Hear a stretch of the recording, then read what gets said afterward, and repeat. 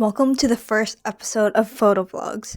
This series is going to be a little bit different than my other videos. It's going to be mostly me documenting what I'm doing throughout the day and the photos that come along with it.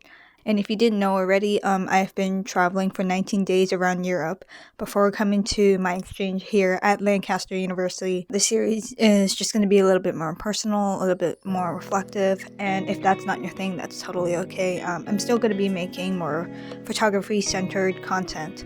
So our first stop, London. Leaving home was scary.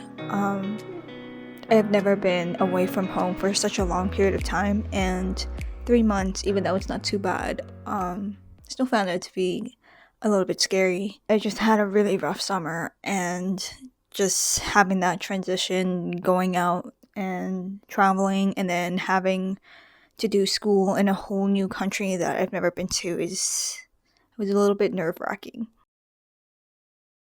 So after some goodbyes and some dry-ass sandwiches, my friend Hannah and I were off to London to meet our friend Sherry, who is also traveling with us. And I should mention that the three of us are all traveling around Europe and going to university together. So, yeah, really living out my 20s.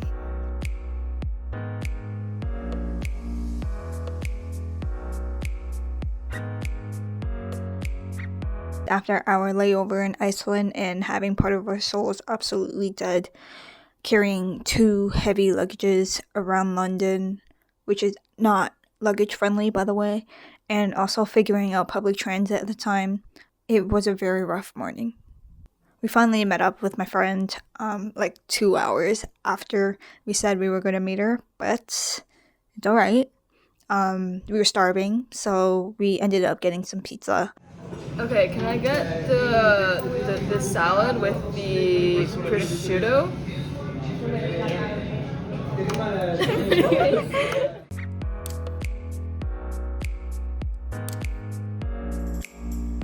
And after we had our pizza, we ended up strolling through the streets where our hostel was. And it was pretty interesting to see all of these different policemen with their uniform and people driving on the left side of the road. Pretty wild.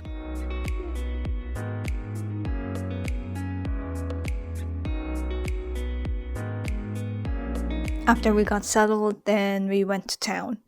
And, well, this footage speaks for itself. Okay, you can see it.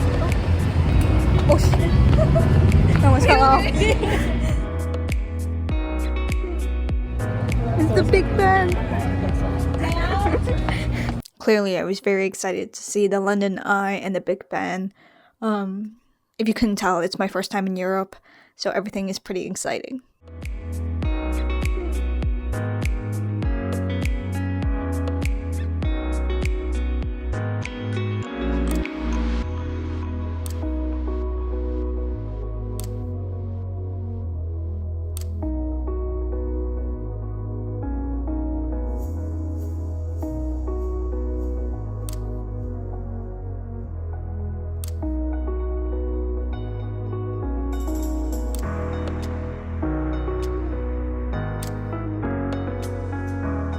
We headed to Trafalgar Square. I hope I'm saying that right. We walked around and it was so beautiful seeing all of this European architecture compared to, the buildings that we have back in Canada. It was just mind-blowing seeing how intricate each building was, and some of the sculptures too that were on it. It was just mind-blowing. It was beautiful.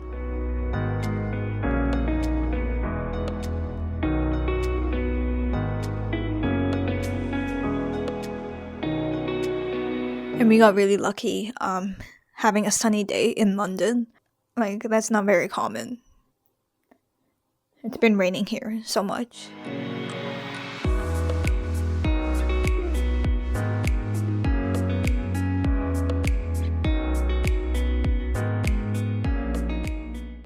So in love, fight it against all odds. I know we'll be alright this time.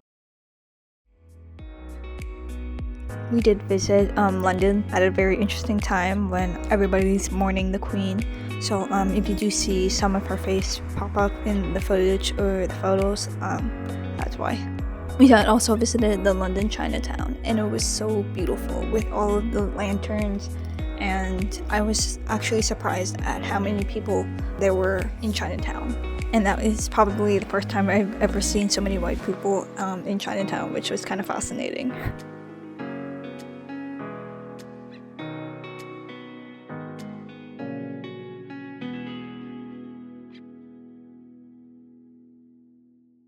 After strolling through Chinatown, we had visited Piccadilly Circus, and that's basically the Young and Dundas of Toronto. And we came across the show, and there was a large crowd surrounding something, and we were curious to what it was. So we went and checked it out, and basically it was a show, and these group of guys are trying to collect a bunch of money, and they grab a bunch of people so that they can jump over them.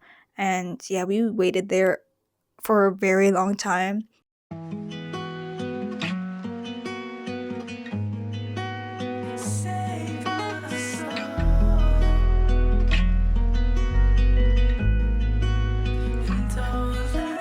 We went and visited the Big Ben again, and we got to see the Westminster Abbey and all of the buildings around there, which were pretty cool. Which I have to admit, I didn't know it was the Westminster Abbey until I looked it up, and I was like, oh, that's the important building.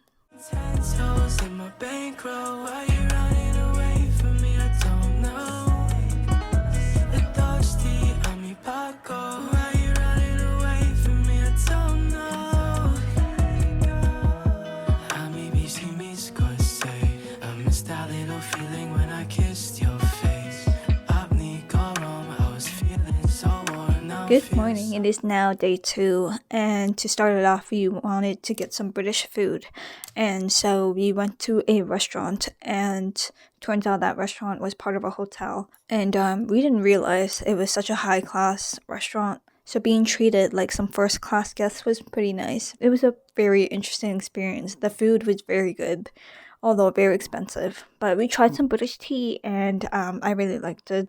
Anyways, it was a good experience. We're off to the British Museum, and it was beautiful. I mean, just like the architecture outside of it, amazing. And it's also free admission, or it's donate whatever you want, but you can also go in for free. If you have the time to go, definitely check it out. It's gorgeous. Like, the rooms in there were also fascinating, and the architecture of the building was amazing too on the inside. And yeah, I took a lot of photos. Now feeling so cold, can you come and hold me? I don't think I'm okay. Tell me that you're okay. Every single thought inside my brain replaces your face. I don't think I'm okay. Tell me that you're okay. Every single thought inside my brain replaces your face. So like fighting, so it's alright. Fighting when not so like dying, let it go.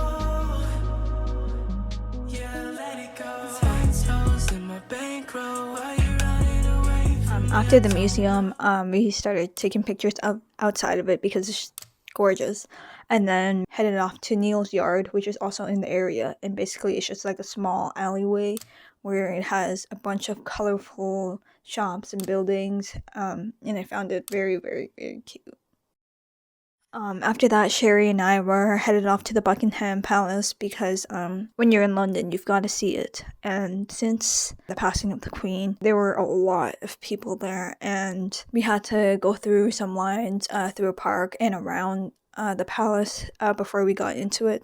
It was beautiful. It's huge, and the flowers that surrounded it were so gorgeous. It was so colorful against all of the cream building.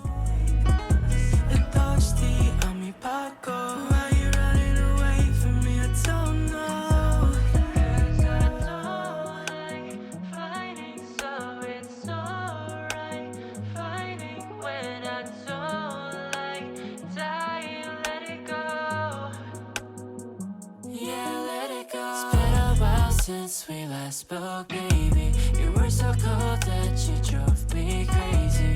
Don't know where to go, lose control. Think I need to let it go. After the palace, we strolled through Hyde Park, which is also a very iconic place that you need to visit in London. It was beautiful. There were like some sculptures in the park and some beautiful flowers, and it was just really nice to people watch.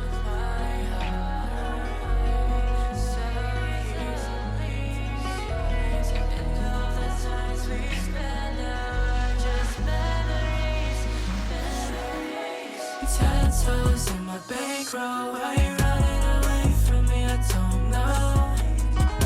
The thirsty, I mean Paco. Why you running away from me? I don't know.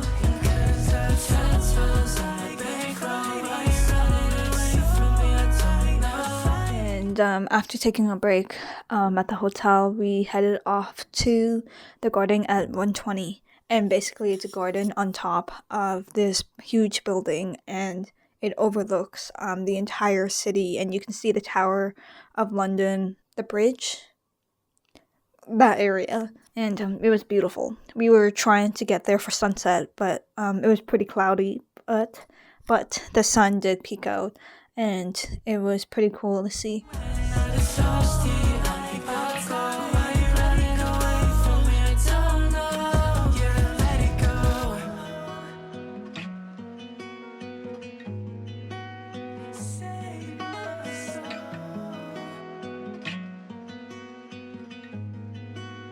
It was the last day in London, so we spent quite a bit of time here just reflecting and walking around, taking a 360 of the city, and it was really peaceful. I really enjoyed it, and I think it was a great way to start off this trip. And after the garden, we headed home and slept for the night, because the next day we were headed off to Amsterdam. Every single thought inside my brain replaces